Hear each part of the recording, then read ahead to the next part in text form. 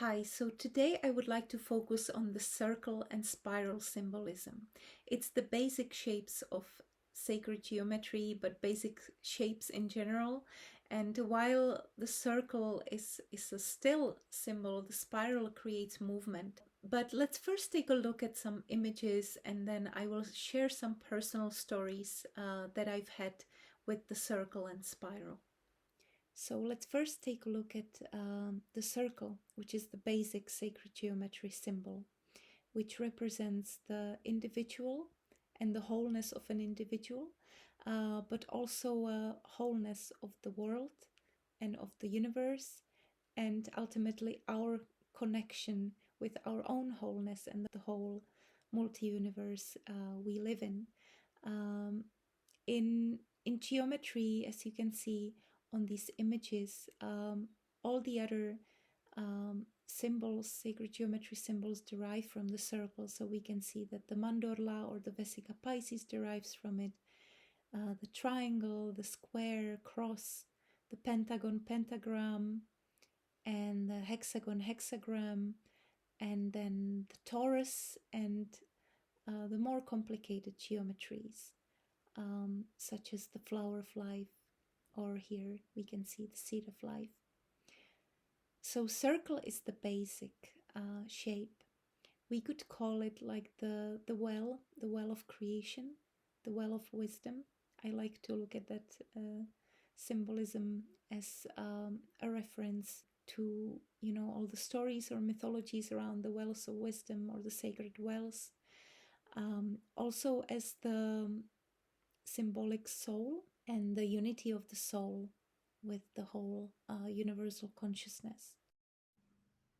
And while the circle is a still, compact symbol, the spiral creates movement. So it helps with progress, evolution, and moving forward. And that's why it's so beneficial to work with it in energy healing, because it helps with progress and faster healing. The right turning spiral symbolizes the future and the conscious mind, while the left turning spiral symbolizes the past and the subconscious mind. Because I've been always interested in natural magic and the good magic, white magic, let's say, that respects free will above all, and that works in harmony with nature and other beings that live here with us. So I've been attracted to the circle symbolism because of that, because magicians often worked with the circle to cast a protective shield before any kind of magical doing, and also because it's so connected to nature and natural cycles. So for me, it's always been like a special symbol. Also because my grandmother, and I will mention her again in the Vesica Piscis and Mandorla video, my grandmother, who is my mom's mom, she came from this lineage of South Bohemian wise women who worked with herbs and with natural magic, and they knew all these old traditions that were passed from generation to generation. And she had this magic trick, let's say, with the circle, that she used it for protection, and I especially found it cute. And we've been using it since I remember in our family. My mom, my sister, and me still use this. That she would lock the door like spiritual. Of course, she would lock the door with a lock, with a key. But she would also lock it spiritually by drawing a circle around the lock before she left home. And she would usually like point the finger, like mark the point, and then make 3 times clockwise or sunwise circles around the lock. And she said that that's how you protect the house. That's how you protect your home. So when I started to study symbolism and sacred geometry, I remembered this because I just always found it so cute, and also her way of really like trusting this method, and just how rooted it is in us that we just automatically do this before we leave our homes. And since the circle represents Mother Earth and nature.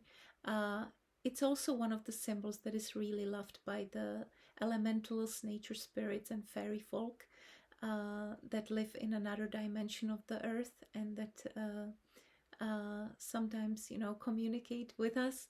And since I've moved to the countryside, I've been having more experiences with the fairy folk and the elementals and nature spirits and tree spirits and gnomes.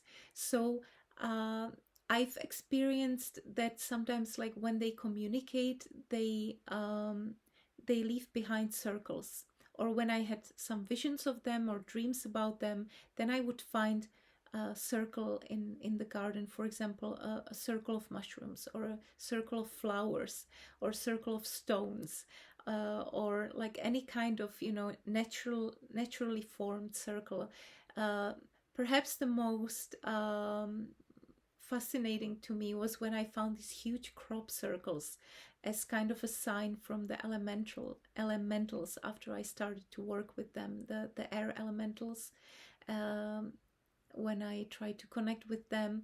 And then I found these amazing huge crop circles that they weren't like these geometrical patterns that are maybe of extraterrestrial origin. They were more like these uneven circles, ovals, and kind of like whirls or spirals. And while the circle is a still symbol, the spiral creates movement. So they are similar in some ways, but also different in that the circle creates more stability and more like compact energy, while the spiral lets things move and helps us with some kind of progress or development of some situation. I've had this experience with the spiral that when we are ready to surpass a certain cycle, or when some cycle is just not interesting for us anymore, the spiral can help us like move out of that cycle, because the spiral creates movement. It reminds us of this eternal movement in nature and in life, this ever flowing quality of changes.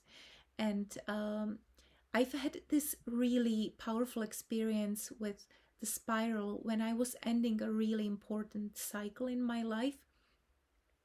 And it was a spiritual cycle in which, and it was actually exactly 20 years when it ended. So this cycle was a 20-year cycle in which I believed, for many different reasons that I won't be discussing, I believed that I was this certain person in my previous life.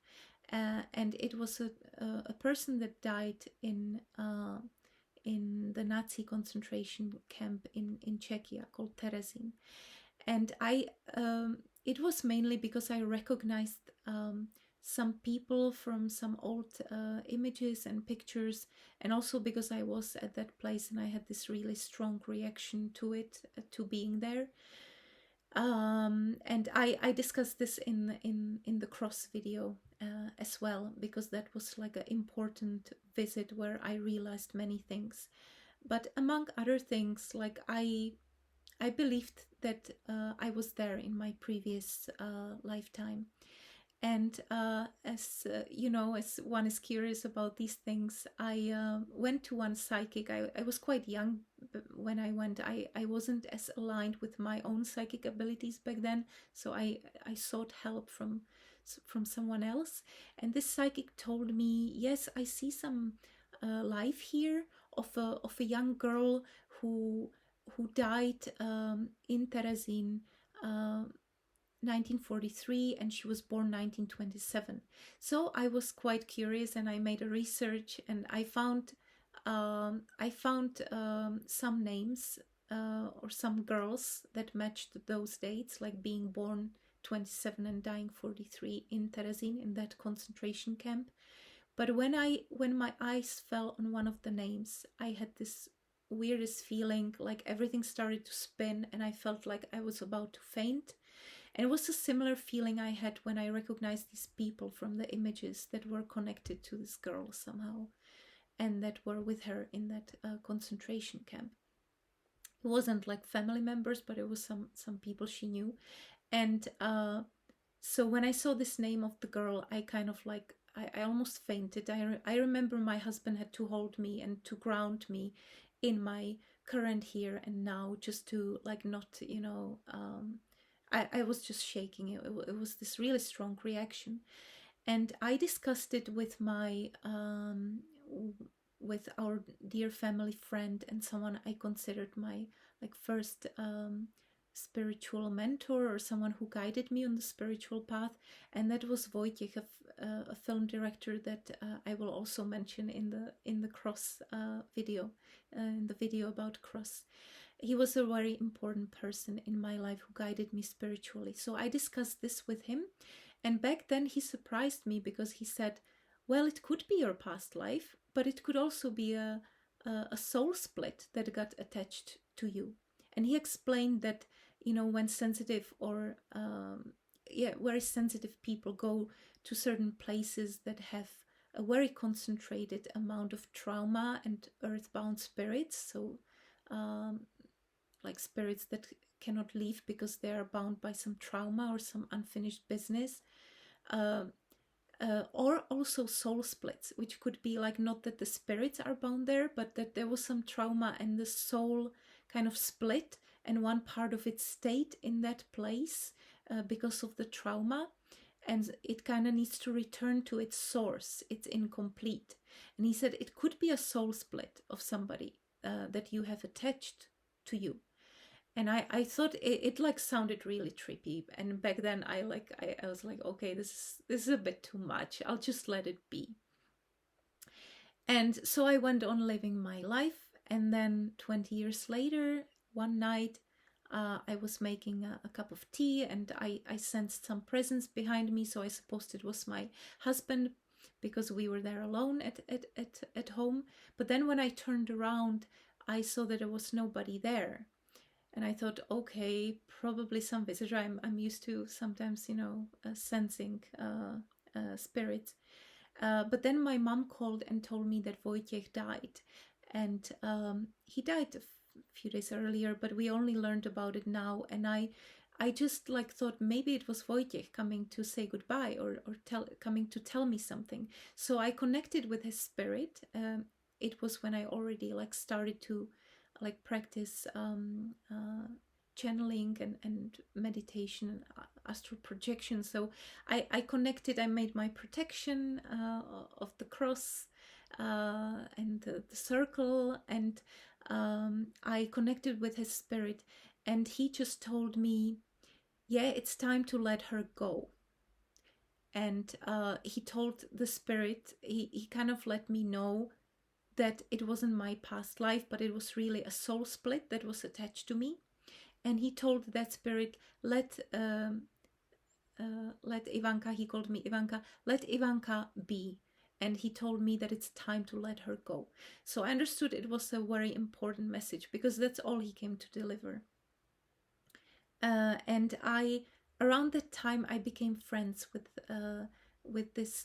It was like a new friend in my life. This one woman, and when I started to research this girl from this concentration camp again, I finally found her picture, her photograph, which I couldn't find before. It was suddenly on the internet, and she looked just like this friend, this new friend I made, someone new in my life. So it was like important. And I discussed this with this friend, and she just saw herself in that girl, and she kind of, I told her this theory about the soul split, and she felt like that was her, and that she needed to get the soul split back. So we did this like returning of the soul split, and during the returning, like me letting it go and she like incorporating back an important part of herself, we both had this feeling again of like spinning, kind of feeling dizzy, a bit like nausea, but then like oof, everything like suddenly calmed down, and we became like so contented, both of us. And since then, like we've been sharing, we felt better. And it made me realize that because around that time I saw the spiral everywhere. it like guided me like a synchronicity again. And I realized that the spiral was telling me to move on from that cycle, 20-year-old cycle, that I've been kind of stuck in, believing this was my past life. And once I worked with the spiral and I meditated with it, things started to like suddenly like happen, and I moved on from one cycle and I started a new one in which I actually started to recall my previous, I would say my real previous incarnations that were kind of blocked because of this uh this thing. I thought this was mine, and it was a really like uncomfortable, because I found like this was just such a hardship, and it kind of blocked my other like my true experiences of my previous incarnations. And after the spiral and meditating with the spiral, everything like kind of started to happen, that I just became more aware of my past incarnations, and I started to have dreams from my that were guiding me to my past incarnations. And my astral travel like was easier to look into certain past incarnations, even really ancient ones.